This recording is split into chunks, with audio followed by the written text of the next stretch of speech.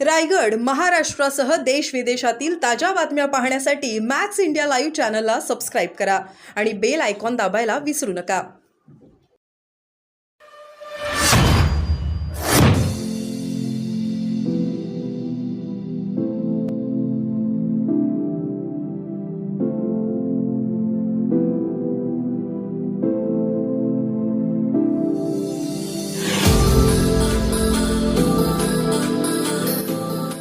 होता.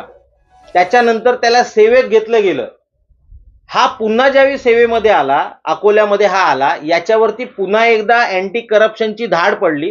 हा 60 दिवस जेलमध्ये होता.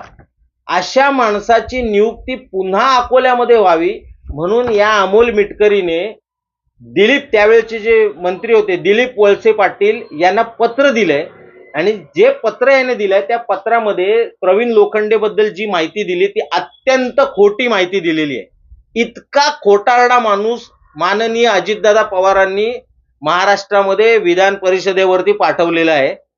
या संदर्भातले सगळे पेपर्स आमच्याकडे आहेत.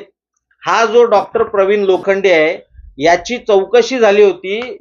कमिशनर जे आयुक्त असतात, सहकार आयुक्त, यांनी चौकशी केली. यांनी पुन्हा मंत्र्यांना जो रिपोर्ट दिलाय त्याच्यामध्ये ह्या सगळ्या गोष्टी लपवलेल्या आहेत. त्याच्यामध्ये जे गेडर म्हणून गेडरांची नियुक्ती करणं वगैरे असलं लिहिलेलं, म्हणजे अमोल मिटकरांच्या पत्रात लिहिलंय की प्रवीण लोखंडेंनी गेडरची नियुक्ती केली. मुळात कोणत्याही उपनिबंधकाला गेडरच्या नियुक्तीचे अधिकारच नाहीयेत. जर ते अधिकारच नाहीयेत तर त्याने नियुक्ती केलीच कशी?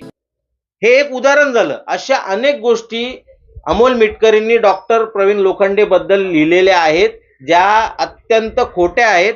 अशा खोट्या गोष्टीवरती पुन्हा त्याची नियुक्ती केली. खरं तर अँटी करप्शनच्या नियमाप्रमाणे एखाद्या माणसावरती अँटी करप्शनचे जर गुन्हा नोंदवलेला असेल तर त्याची पुन्हा त्याच जागी किंवा जिथे लोकांशी त्याचा संपर्क येईल अशा जागी त्याची नियुक्ती करायची नसते. परंतु याच्या नियुक्तीसाठी अमोल मिटकरींनी दिलीप वळसे पाटलांना पत्र दिलं. त्याच्यामध्ये खोटे मुद्दे टाकण्यात आले, प्रवीण लोखंडे बद्दल खोट्या गोष्टी सांगण्यात आल्या आणि पुन्हा त्याला त्याच जागी नियुक्त करण्यात आलं. आता त्याचा परिणाम असा झालेला आहे की ज्यांनी ही तक्रार केलेली आहे ते लोकायुक्तांकडे गेलेले आहेत. प्रवीण लोखंडे पुन्हा त्याच जागी आल्यामुळे आता त्याच्या विरोधातले जेवढे पुरावे आहेत ते एक एक पुरावे तो नष्ट करत चाललेला आहे.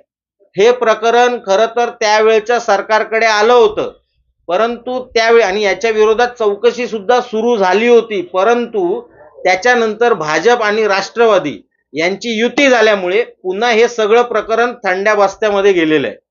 त्यामुळे आमची माननीय फडणवीस साहेबांना विनंती आहे, सर्व बाजूला ठेवा, परंतु अशा फ्रॉड आमदाराला, खोट्या आमदाराला, या घासलेट चोराची पुन्हा एकदा चौकशी झाली पाहिजे. हे प्रकरण गंभीर आहे.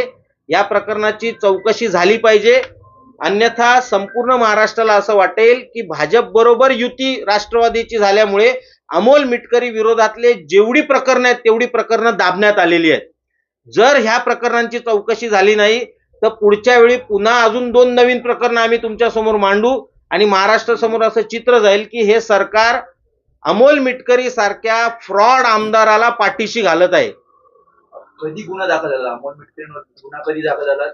घासलेट आणि रॉकेट संदर्भात तुम्ही बोलताय, तो जो गुन्हा दाखल झालेला तो 2016चा आहे, म्हणजे विधान परिषदेचे आमदार व्हायच्या आधीचा गुन्हा आहे. त्यामुळे ज्यावेळी तुम्ही एखाद्याला विधान परिषदेचा आमदार बनवता त्यावेळी त्याची ढोबळ चौकशी तरी करता. इथे माननीय अजितदादांनी कोणतीही चौकशी न करता या घासलेट चोराला विधान परिषदेसारख्या वरिष्ठ सभागृहाचा आमदार बनवलेलं आहे. आताच महाराष्ट्र नवनिर्माण सेना का हे प्रकरण काढते? काय म्हणजे थेट लाईव्ह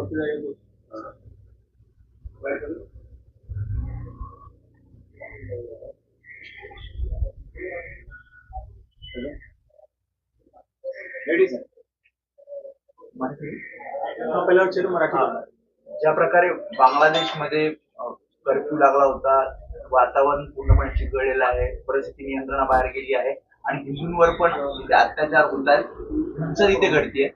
मनसेची नेमकी काय भूमिका यासाठी? ना, मला एक स्पष्ट इशारा द्यावासा वाटतो की जर अशा प्रकारे हिंदूंना जाणीवपूर्वक जर बांगलादेशमध्ये टार्गेट केलं जात असेल तर इथे मुंबईत असेल, महाराष्ट्रात असेल, अख्ख्या देशभरात असेल, खूप इल्लीगल बांगलादेशी घुसलेले आहेत आणि ते पोलिसांनाही माहिती आहेत. आपल्याला माहिती असेल तर गेल्याच महिन्यामध्ये काहीतरी 36 बांगलादेशी नागरिकांना पकडून परत पाठवलं होतं. मग आम्हाला मनसे म्हणून ही शोध मोहीम घ्यावी लागेल. हे इल्लीगल बांगलादेशी कोण घुसलेत आणि मग यांना चोपून चोपून चोपून आम्हाला तिकडे बांगलादेशला परत पाठवावं लागेल. हिंदूंवर अत्याचार झालेला सहन होणार नाही. मग त्याच पद्धतीने इथे जर त्यांना त्याची झळ बसली, इथले जे घुसलेले बांगलादेशी आहेत त्यांना, मग त्याची जबाबदारी मनसेची राहणार नाही. संदीप भाई, बांग्लादेश में जो 1 करोड़ हिंदू वहाँ रहते हैं, हिंदू लोगों को निशाना बनाया जा रहा है, महाराष्ट्र नवनिर्माण सेना की इस पर क्या भूमिका है? देखिए, ऐसा है कि वहां पे जो हिंदू रह रहे हैं वो लीगल है सर. उनके ऊपर अगर जो अत्याचार हो रहा है तो यहाँ मुंबई हो, महाराष्ट्र हो, देश में कहीं भी हो, बहुत सारे इलीगल इमिग्रेंट बांग्लादेशी घुसे हुए हैं. हमको उन्हें ढूंढ ढूंढ के पकड़ना पड़ेगा मनसे स्टाइल से, फिर उनको वापस बांग्लादेश भेजना पड़ेगा. इस बात का वो ध्यान रखें.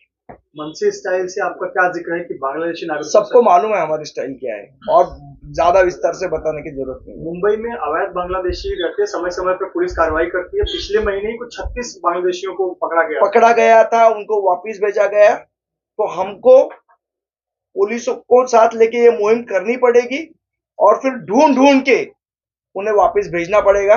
ये बात भी सरकार ने ध्यान में रखनी चाहिए. संदीप भाई, एक सलमान खुर्शीद पूर्व विदेश मंत्री रह चुके हैं. उनका कहना है कि जो हालत बांग्लादेश की हुई है वही हालत भारत में भी होगी. ऐसा आपको लगता है? उनके बयान को कैसे? मुझे लगता है भारत में एक सक्षम लोकशाही है. लोकशाही को मानने वाला बहुत बड़ा वर्ग है. ऐसे विचार खुर्शीद साहब के ही हो सकते हैं और जो खुर्शीद बनने जा रहे हैं इससे राउत साहब के हो सकते हैं. ठीक आहे.